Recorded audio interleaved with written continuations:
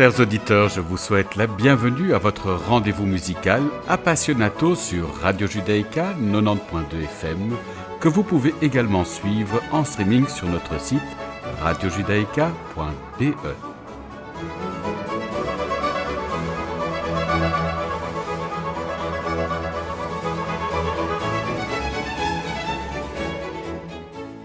Nous avons l'immense plaisir d'accueillir aujourd'hui Francesco Corti qui vient évoquer son actualité discographique, l'enregistrement des sonates pour violon et clavier de Jean-Sébastien Bach pour le label Arcana. Cette interview a été réalisée à distance pour le confort de notre invité. Bonjour Francesco. Bonjour tout le monde. Alors je résume votre parcours. Vous êtes né en 1984 à Arezzo en Italie. Vous étudiez l'orgue à Pérouse, puis le clavecin à Genève et à Amsterdam. Vous êtes primé au concours international Johann Sebastian Bach de Leipzig en 2006 et au concours de clavecin de Bruges en 2007. En tant que soliste, vous vous produisez en récital et en concert dans toute l'Europe, aux États-Unis et au Canada, en Amérique latine, en Asie et en Nouvelle-Zélande. Vous êtes l'invité de festivals renommés. Vous vous produisez dans des salles comme la salle Pleyel, Beaux-Arts, le Concerthaus de Vienne, la Tonhalle de Zurich, le Mozarteum de Salzbourg et le Concertgebouw d'Amsterdam. Vous êtes membre des ensembles Les Musiciens du Louvre, Firo, du Bach Collegium Japan, des talents lyriques de l'harmonie universelle ou des concerts des nations. Depuis 2015, vous dirigez régulièrement les musiciens du Louvre et depuis 2018, vous êtes le principal chef invité de l'ensemble Il Pomodoro. Vous êtes également invité à diriger l'ensemble B-Rock, le Nederlands Bachvereniging et Holland Baroque. Vous donnez des masterclass dans toute l'Europe, en Amérique latine et en Asie et depuis septembre 2016, vous êtes professeur de clavecin à la Schola Cantorum Basiliensis. Je vous propose de débuter notre entretien par la sonate numéro 1 en La majeur BWV 1015 de Johann Sebastian Bach. Notre invité Francesco Corti est au clavecin, Ilya Gringols est au violon.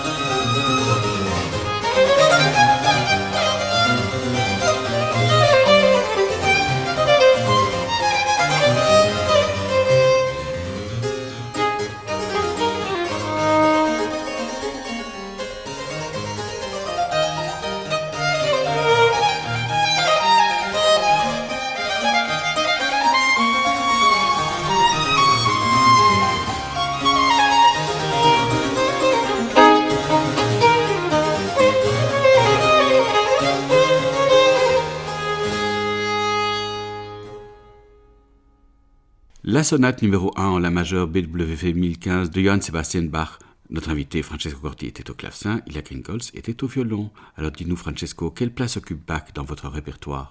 Johann Sebastian Bach occupe une place absolument centrale dans mon répertoire et dans ma carrière.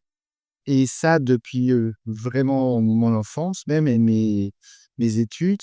Et bien sûr à cause du concours Johann Sebastian Bach de Leipzig. Et alors comment s'est fait votre rencontre avec le violoniste Ilya Kringolz? J'ai rencontré il y a une bonne dizaine d'années, je dirais, au festival de l'Open House où j'étais invité par Nicolas Halchett et je me suis retrouvé à faire de la musique de chambre avec plein de musiciens que je ne connais pas, dont on s'est pas tout de suite bien aimé et on a pensé que ce serait bien de faire des concerts en duo et surtout de nous concentrer sur les sonates de Bach, justement. Et alors comment est né ce projet? Le projet est né d'une envie des deux, de moi et d'Ila, d'enregistrer à un moment ces sonates qui sont quand même centrales dans le répertoire, entraînement à la base dans du répertoire dont violon et clavier obligé, mais aussi d'une envie de Arcana, le label qui fait partie de entier, d'avoir une nouvelle version des sonates de Johann Sebastian Bach avec moi et avec Ilia qui commence avec ce volume à collaboration avec le label. Et alors quel instrument avez-vous choisi pour cet enregistrement? J'ai choisi d'utiliser mon clavecin, qui est un instrument que j'aime beaucoup et que je beaucoup utilisé pour enregistrer de la musique de Bach notamment. C'est une coquille ou plutôt une libre interprétation faite par Andrea Bestelli, un facteur milanais, d'un instrument allemand par Christian Vater, qui est aujourd'hui au musée de Nuremberg. Et c'est un instrument qui permet de donner beaucoup de clarté à la musique de Bach. C'est un instrument très clair qui articule beaucoup, mais à la fois a une très belle qualité chantante. Alors je vous propose de poursuivre en écoutant la sonate numéro 6 en sol majeur BWV 1019 de Jean-Sébastien Bach.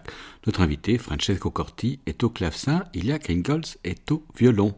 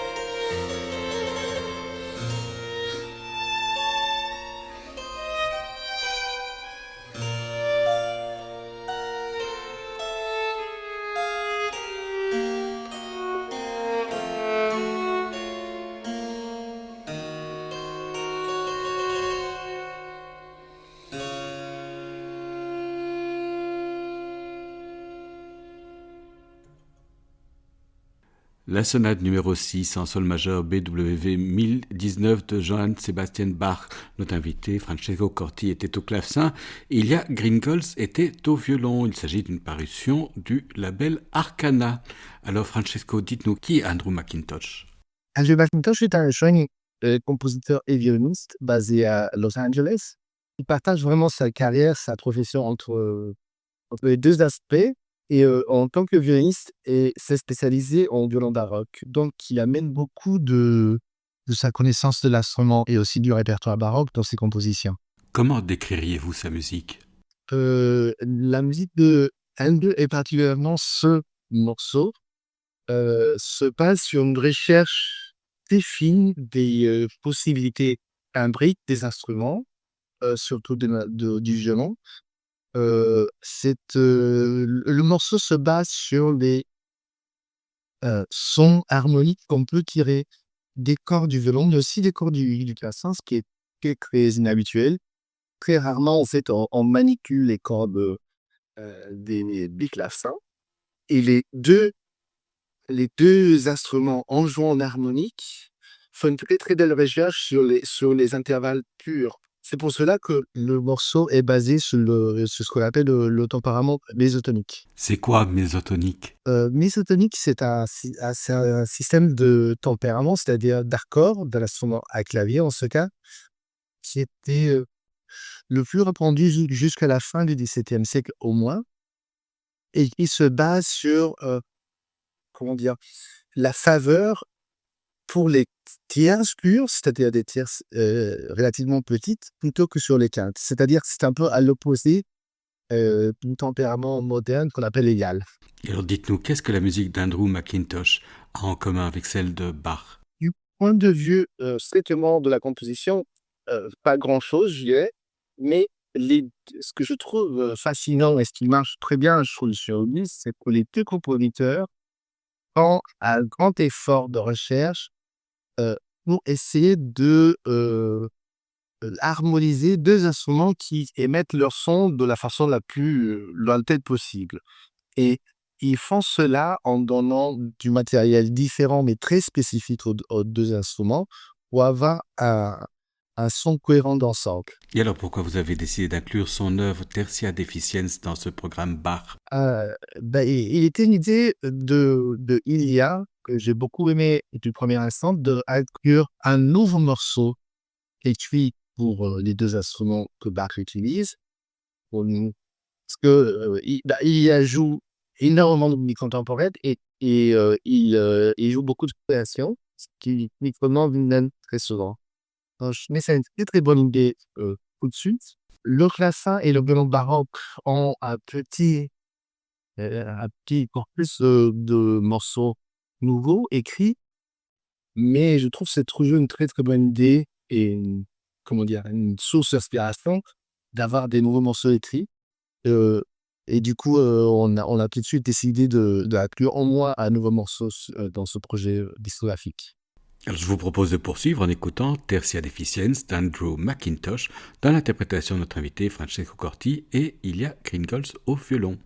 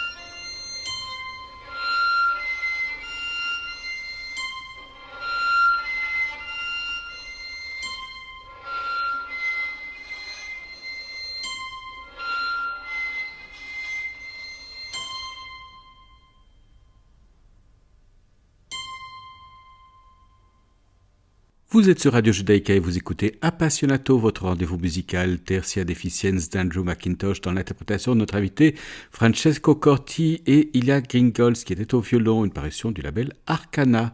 Alors Francesco, nous avons comme tradition de convier notre invité à faire découvrir à nos auditeurs un morceau de son choix. Qu'aimeriez-vous nous faire entendre? Je vous conseille aujourd'hui un morceau qui s'éloigne un peu de Johann Sebastian Bach, mais pas trop. C'est du pseudo-baroque à la Strauss. C'est un extrait de Ariel auf Naxos, le petit air Lieben, Hassen, Hoffen, Sagen, dans la très très belle version de Matthias Görner. Nous l'écoutons maintenant.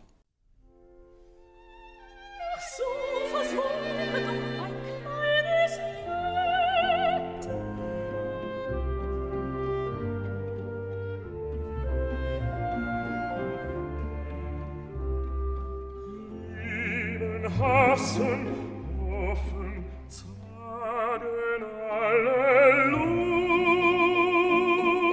Lust und alle Qual. Alles kann ein Herz ertragen, einmal das andere Mal.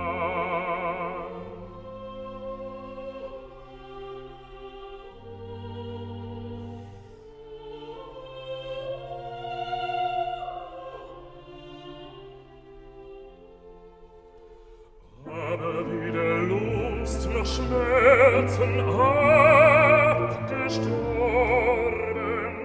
auch der Pein, das ist tödlich deinem Herzen, und so musst du mir nicht sein, musst dich aus dem Dunkel heben, wär's auch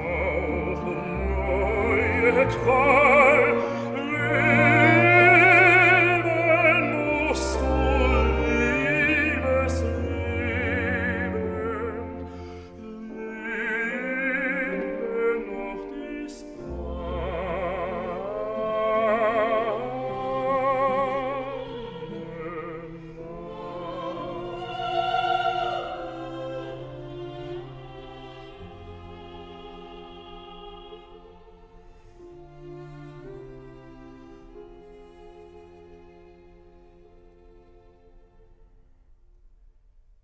Lieben, Hassen, Hoffen, Sagen, extrait de Ariane auf Naxos de Richard Strauss dans l'interprétation de Matthias Görner. Votre émission de musique classique Appassionato touche ainsi à sa fin. Merci beaucoup Francesco d'avoir accepté notre invitation. Merci beaucoup. Merci à Carlos Amaggio d'avoir assuré la technique de cette émission. N'oubliez pas qu'Appassionato est diffusé sur les ondes et le site de Radio Judaïka les lundis à 13h, les jeudis à 14h et les dimanches à 9h. Merci chers auditeurs de nous avoir écoutés. À la semaine prochaine. D'ici là, portez-vous bien.